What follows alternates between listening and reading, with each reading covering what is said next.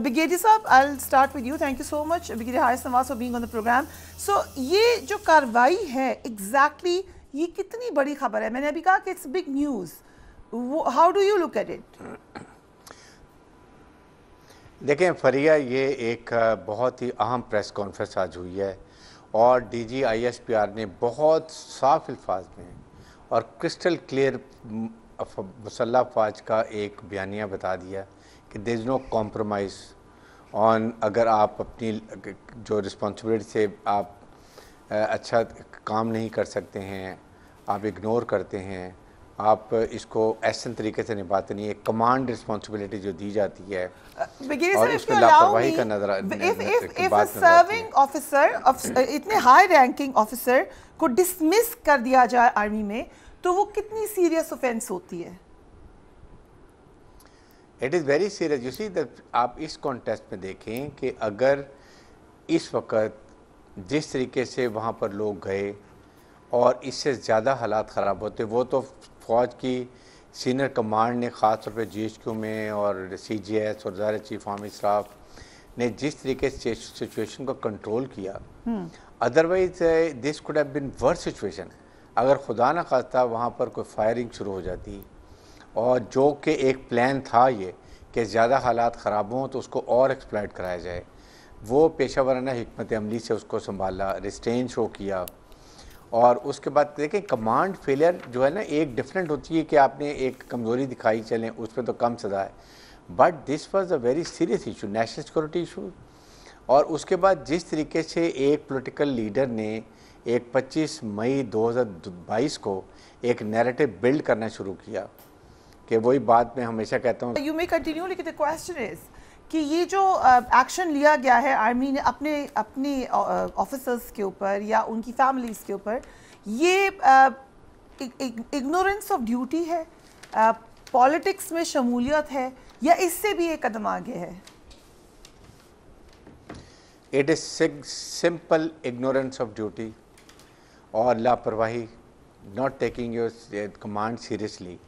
It has got nothing to do with any conspiracy. So कोई सहूलत car नहीं था इनमें से? ये इस लिहाज से no, not at all, no politics, because फौज में हमारी फौज मुसल्लह फौज बहुत ही डिसिप्लिन्ड है। बट जो जनरल साहब की नवासी का जिक्र हुआ है, वो तो उनके ऊपर तो ये इल्ज़ाम नहीं है, वो क्या इल्ज़ाम है उनके ऊपर? नहीं, लेकिन वो तो उनकी देखें एक पुराने रिटायर्ड, अब ही इज़ नॉट नो मोर, हयात भी नहीं है, उनकी अगर नवासियत की बात कर रही है तो या ऑफ कोर्स फॉर्मर, तो वो तो एक अभी उनकी वो इसी द प्राइवेट लेडी और वो उनका अपना फेल है, वो जैसे भी कर रही हैं किसी के बैकग्राउंड जो पॉलिट माइंड की है। मैं यही बात कर रहा था कि इसके साथ एक 4 स्टार जनरल का दामाद भी है इसी, लेकिन वो रिटायर्ड हो चुके हैं, अभी वो बच्चों की अपनी लाइफ होती है, देयर इन द हॉट। सो जो ये दामाद है, ये खदीजा शाह के हस्बैंड हैं या this is somebody else? No, नहीं, ये दूसरे 4 स्टार जनरल है, एक और उनके दामाद है। Can you share the name? 2 4 star generals हैं। अब I think it is better कि मैं जनरली बस वो काफ़ी थे, जनरल मुशर्रफ के वक्त में होते थे वो 4 स्टार, और उस वक्त बात यह कि ये इसके अलावा देखें जो सबसे बड़ा है ना ख़तरनाक ट्रेंड वो ये था, यंग लोगों के अपने माइंड्स को ब्रेन वॉश कर दिया, आपने पोल्यूट कर दिया।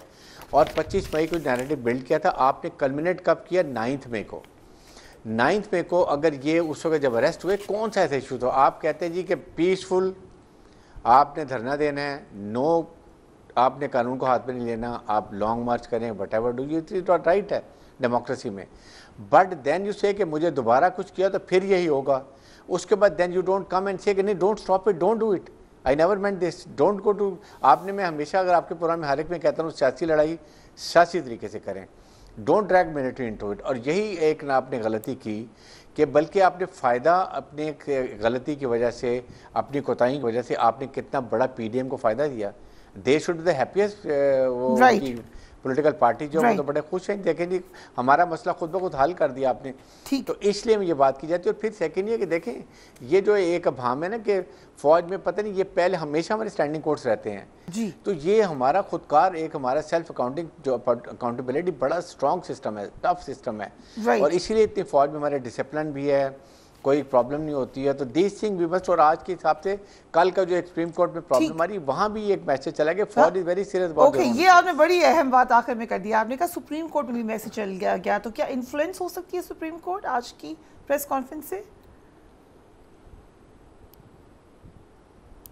دیکھیں میرے خیال میں ایسی بات نہیں ہوگی, لیکن یہ سوچ رہے ہیں کہ فوج نے اپنا یہ بتایا کہ ہم نے اپنے آفیسرز کے خلاف اتنی کارروائی کی ہے, تو وی ایکسپیکٹ کہ نیشنل سیکورٹی ایشو اس کے لحاظ سے بڑی ضروری ہے. ٹھیک ہے. سو شعیب شاہین صاحب, difficult times for P T I, آپ کو لگ رہا ہے کہ خاص طور پہ چیئرمین کے لیے it's going to be very difficult? دیکھیں اس میں تو کوئی شک نہیں ہے کہ پچھلے ایک سال سے جو کچھ ہو رہا ہے, 25 مئی کو پچھلے سال بھی واقعہ ایک ہوا تھا, صرف لاہور ایک شہر میں 500 وکلاء کو گرفتار کر لیا تھا. پورے پنجاب میں سب لوگوں کو یا ان کے گھروں میں چھاپے مارے یا ان کی ہیومن رائٹس وائلیشن کی, چادر چاردیواری کے تحفظ کو پامال کیا. اسی طرح یہاں اسلام آباد پورے میں جو کچھ ہوا تھا وہ سب آپ کے سامنے, اور اس دن سے لے کر آج تک آج ورسٹ کنڈیشن ہے. آج مجھے بتائیں کون یہ کہتا ہے کہ 9 مئی کا واقعہ درست ہے؟ ہر بندہ اس کو مذمت کرتا ہے. خان صاحب نے بھی مذمت کی ہے, تمام پی ٹی آئی کے لوگ بھی مذمت کرتے ہیں. بات یہ ہے دیکھیں پہلی بات تو یہ ہے کہ یہ کون کہہ رہا ہے. سوشل میڈیا پہ جب آپ کوئی بات کرو گے تو اس کا تو ہر طرح کے لوگ باتیں کرنے والے ہیں, اس میں کوئی یہ تھوڑا ہے کہ کسی ریسپانسیبل آدمی نے یہ بات کی ہے. لیکن آپ وہاں سے سٹارٹ لو کہ کون وہ لوگ تھے کہ جنہوں نے اس دن ریاستی دہشت گردی کرتے ہوئے عدالت میں ایک بندہ سرنڈر کر چکا ہے, اس کی بیل بیفور ریسٹ کے لیے کورٹ نے ٹائم دیا ہوا ہے. آپ عدالت کے شیشے توڑتے ہو, وکیلوں کو ڈنڈے مارتے ہو, آپ اس کے اندر عدالت کو عملے کو تشدد کا نشانہ بناتے ہو. Chairman P T I said کہ جس کو سب سے زیادہ فائدہ ہوا ہے وہی اس میں انوالوڈ ہے. انہوں نے یہ بھی کہا, probably obviously he meant the government, لیکن ساتھ میں انہوں نے یہ امپریشن دیا ہے کہ ہم نے نہیں کیا, ہمیں روکا نہیں, کسی اور نے کروا دیا. بات یہ ہے کہ ہم یہ نہیں کہتے. پتہ چلا 250 places were attacked simultaneously. مجھے ایک بات بتا دیں, پی ٹی آئی نے سب سے پہلے پٹیشن فائل کی سپریم کورٹ میں, آج اس کی جوڈیشل انکوائری کرا لو. جوڈیشل انکوائری میں سب سچ سامنے آ جائے. مجھے بتا دیں لاہور میں یہ کہتے ہیں کہ 2 بجے سے واقعات یہ پلاننگ شروع ہوتی ہے, رات 10 بجے تک کلمینیٹ ہوتی ہے. نہ کوئی پولیس والے روکتے ہیں, نہ اس دن سول ایڈمنسٹریشن کا کوئی سنگل بندہ موجود ہے, نہ آپ کو شیلنگ ہوتی ہے, نہ کچھ اور ہوتی ہے. There is a negligence. یہ اس کے اوپر یقیناً پتہ چلنا چاہیے نیگلیجنس ہے یا جان بوجھ کے کریٹ کرایا گیا. مائی کوسچن از, گاڈ فوربڈ میں کوئی کرائم کر دیتی ہوں, لیٹس سے مجھ سے مرڈر ہو گیا, اللہ نہ کرے ہو گیا, تو کیا میری یہ پلی بن سکتی ہے مجھے کسی نے روکا نہیں؟ نہیں, ہم کب کہتے ہیں نہ کریں, ہم تو کہتے ہیں دیکھیں اس وقت جو ایشو ہے وہ یہ نہیں ہے. ایشو یہ ہے کہ بنیادی انسانی حقوق ہیں سیولینز کے. یہ 1952 میں قانون بنا اور 66 میں ایک 21D(12) کو ایڈ کیا گیا کہ ٹو دی ایکسٹینٹ آف سیولینز بھی اس کے اطلاق ہو سکتا ہے. وہ بہت لمیٹڈ سکوپ ہے. آئین آتا ہے 1973 میں, اور اس کے بعد 2010 میں ایک آرٹیکل 10A آتا ہے کہ جو یہ کہتا ہے فیئر ٹرائل ڈیو پروسیس. اور fair trial and due process کی پہلی کنڈیشن ہے کہ ایک جج, کوالیفائڈ جج آپ کا کیس کو سنے گا. یہ ہے بیسک باتیں. ہم کب کہتے ہیں کہ ان کو بری کر دو سب کو, ہم یہ کہتے ہیں let it be. somebody has orchestrated it. PTI is saying کہ ہم نے نہیں کیا. دیکھیں ہم تو یہی کہہ رہے ہیں, اب اس کو کون فیصلہ کرے گا؟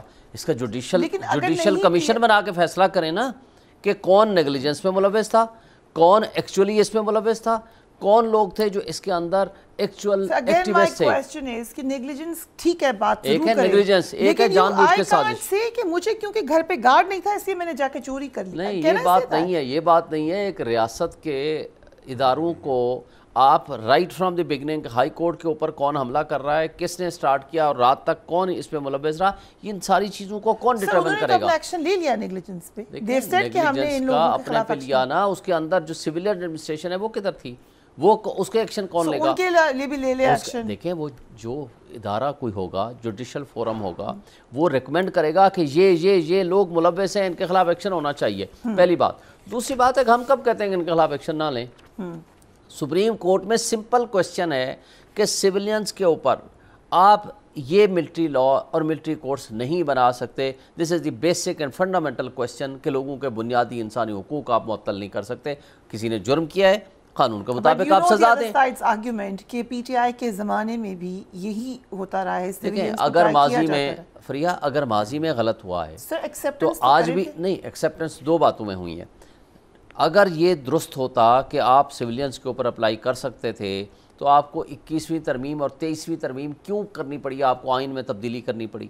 آئین میں تبدیلی جب آپ نے کی، آپ نے یہ لکھا اس میں کہ یہ کسی پولیٹیکل ورکر کے خلاف استعمال نہیں ہوگا.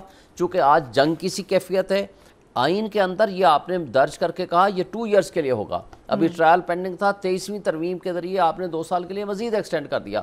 اگر آئین میں ترمیم کر کے 2 سال یا 4 سال کے لیے آپ نے مختص کیا تو پھر آپ کو آئین کی ترمیم کی ضرورت کیوں تھی؟ اگر آپ نے سویلین کے اوپر ایز اے ہول لگا سکتے تھے، آپ کو تو پھر کرنے کی ضرورت نہیں تھی. آپ ایک دم اٹھاتے بندوں کو جا کر کے آپ ملٹری کورٹس کے ذریعے ٹرائل کرتے.